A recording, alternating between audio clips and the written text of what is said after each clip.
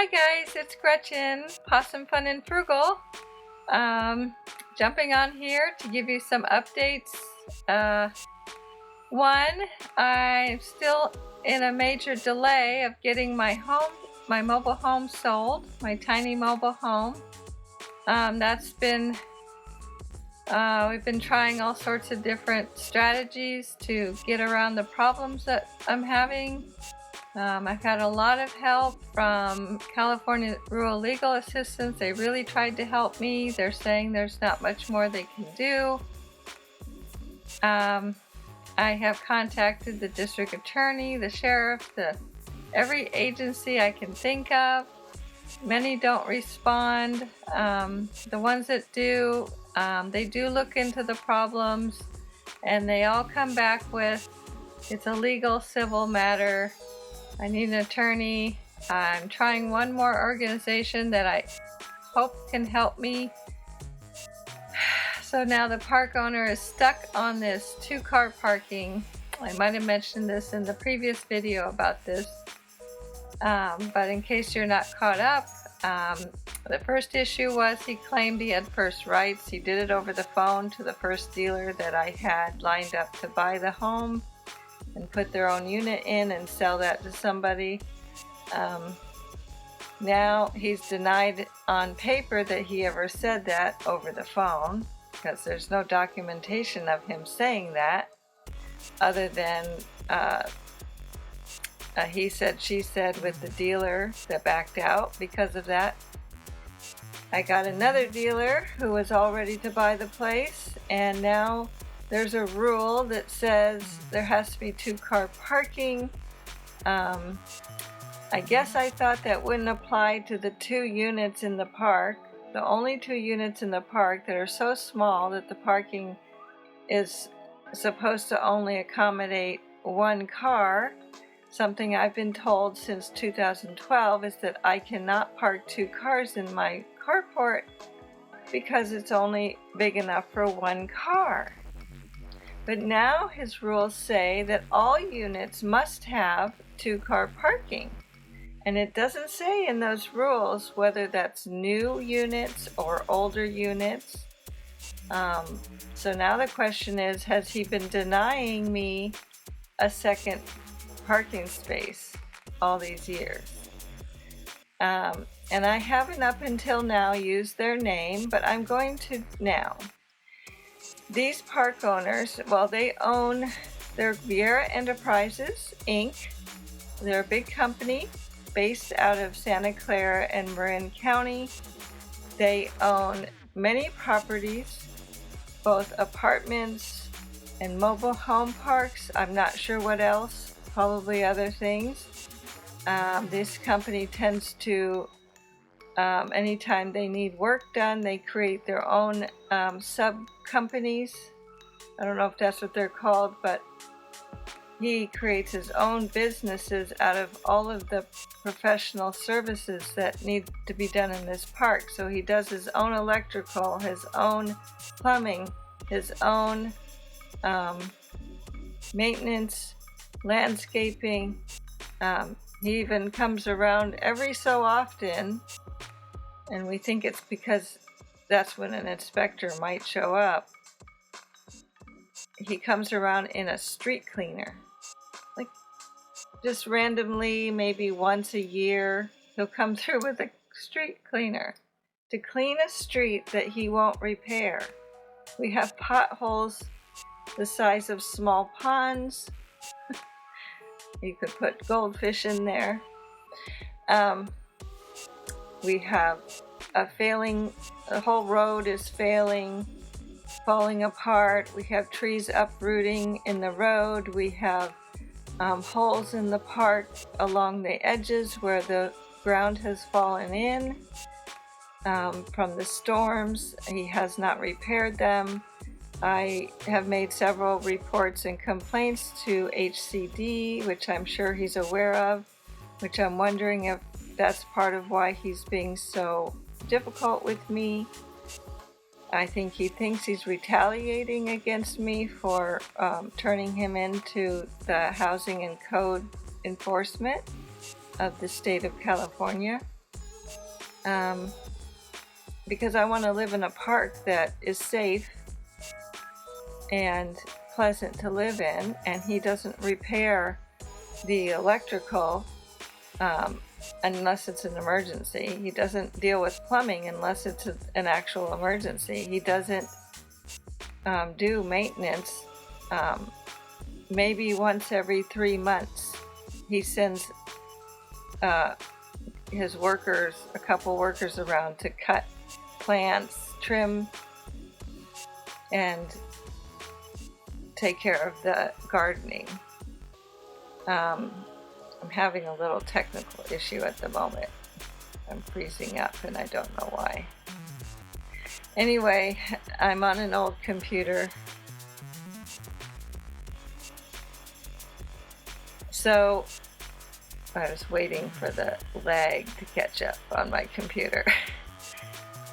Anyway, so my park owner is being very, what I feel is discriminatory against me by finding new ways to block me from selling my home to someone besides him, because his other business is he's a dealer. And so in order for me to sell a unit to another dealer, he loses out on, because that dealer then gets to sell the unit to a buyer, not him. So he loses that profit. He still gets to charge the space rent. He gets to raise it and charge space rent. And he still has the rules. He can still guide the dealer into how the unit can come in. So that's what he's using, the parking rule, this arbitrary rule. And because there's no language in the mobile home residency law that's specific about parking, and there's nothing in the county that's very specific to mobile homes about parking, he's getting away with using that rule to prevent a dealer who doesn't, the dealer I'm working with or was working with, they don't think they can find a unit to fit in my space to include 2-car parking. But my guess is if the park owner is able to do so, and I bet that's why he's trying to make sure he gets possession of the space, he wants to put a unit in here, and he must know he can do that. And the way he's done that, and I'm speculating, at the moment, but I'm doing some research, measuring the property, and it's my theory at this point that he has cheated on the lot lines in order to put bigger units in smaller lots. I already have been witness to one unit that went in behind me, and I witnessed a lot of the conversation. He had a conflict with another dealer who was at the same time putting a unit in a different part of the park. And they got into a conflict, and we heard out loud them accusing each other of cheating on the lot lines and not having permits. So I'm going to do the research and find out if he had permits to change the measurements of the lots in the park. And there's several now in question. So there'll be another video to update on what I find in my fact-finding mission on this. I have 2 options. I can give up, throw my hands up, and just walk away and let him have my home for nothing and have to start over and probably end up homeless because I won't have anything to invest in another home. What I was trying to do, because of my health issues, is move to Oregon to be close to my daughter so she can help me out. I would buy another mobile home up there, which they're 1/3 of the cost of California. And you get more space around your mobile home, and all the parks I've looked at, they maintain the space for you. I wouldn't have to do yard maintenance. which I can't do now. I physically cannot take care of my outer areas of the mobile home, and this park owner makes it the residents' responsibility to trim and make sure plants are trimmed and all of that. So my theory, and excuse me, I had gotten a text message that was really important that I needed to deal with from my friend. She picked me up, we went out and did some spontaneous thrift store shopping. I haven't seen her in a long time. She's another former park resident who the park owner managed to do just what I was saying. Her situation was a little different. She had a fire in part of her home. Her kitchen had an electrical fire. It burned up a small portion of the kitchen, and a pop-out room in addition to the mobile home was burned. Her insurance company was very clear that it was repairable, and they cleared the home. The fire department cleared it as repairable. The insurance company cleared it as repairable. But every time my friend tried to get contractors lined up to do the work, the park owner would harass them and chase them out of the park and tell them that they didn't have permission to do the work. And he got his lawyer to help him threaten and intimidate my friend. Well, he intimidated her. The lawyer wrote up threatening papers claiming that it was not repairable, that the insurance company was wrong, and it needed to be pulled out, that it was unrepairable, that it was too damaged and was a health and safety hazard. Do you hear the theme? It also was an older mobile home, not much newer than mine, early 70s, I think, 73, double wide with an attachment, with an add-on. And really the only thing that caught fire was the kitchen wall and the add-on that was off of the kitchen. So he was able to make it so difficult for them to get any repairs done. We kept blocking that to the point where they had to get an attorney, and then it took so long that they ran the clock out on being able to fight because no one told them what the deadline was. And all they could do was negotiate, because originally the park owner wanted to not only kick them out of the park, but charge them for him having to remove the mobile home. He wanted to charge them somewhere around $13,000 and take their home. So their attorney managed to negotiate down to they didn't have to pay the park owner, but they had to relinquish the home to him rather than going through a very long court fight. They could have fought it. I think the idea was they could have gotten better attorneys, and it would have been like a 2-year fight, something I'm trying to avoid also. Because what happens is this park owner is known for, like, he seems to like the drama of a court fight. Because he has money and he knows that we don't as residents, he leverages his expensive lawyer or uses his lawyer to attack us. And if you don't know the law and you don't understand the mobile home residency rules and your rights, then he takes full advantage of that. And he convinced them that that was their only option. They signed away the home, and he ripped it out of the park, and they didn't have to pay him, so they didn't owe him anything, but they got nothing out of their home. It was a 2-bedroom, uh, 2-bedroom, 2-bath, I believe. Actually, a 3-bedroom with that, with the extension. The addition was an extra bedroom, so it really was a 3-bedroom, 2-bath, double wide, very large home. They got nothing out of it. And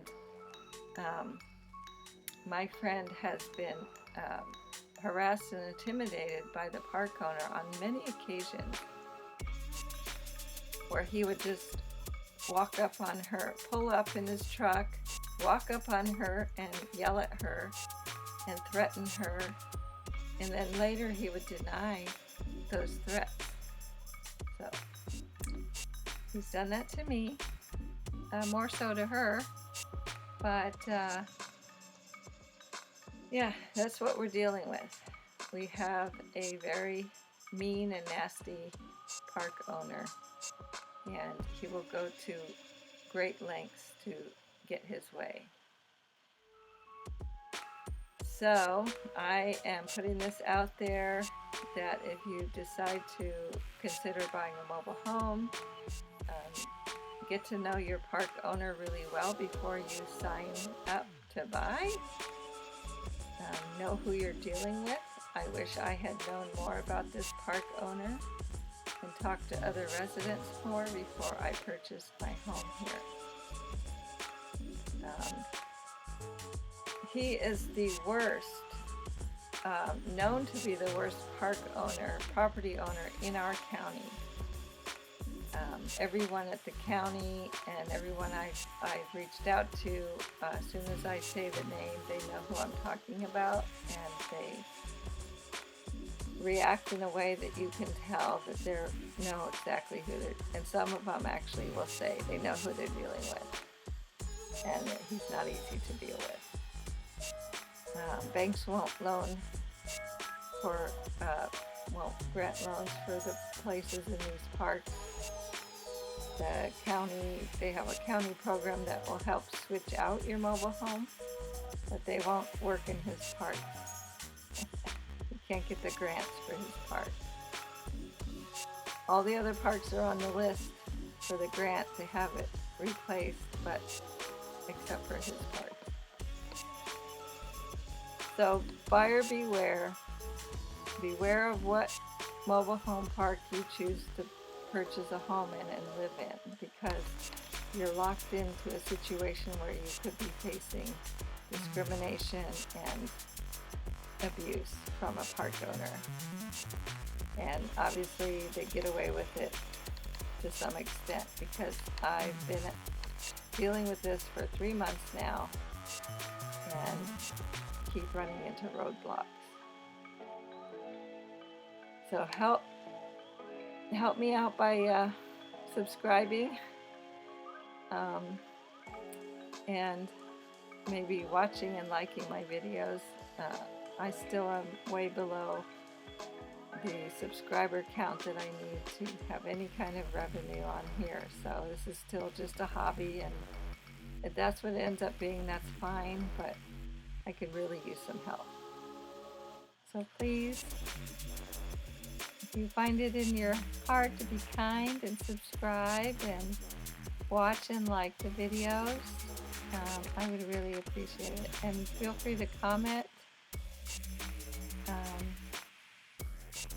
and I'd be happy to respond. Thank you.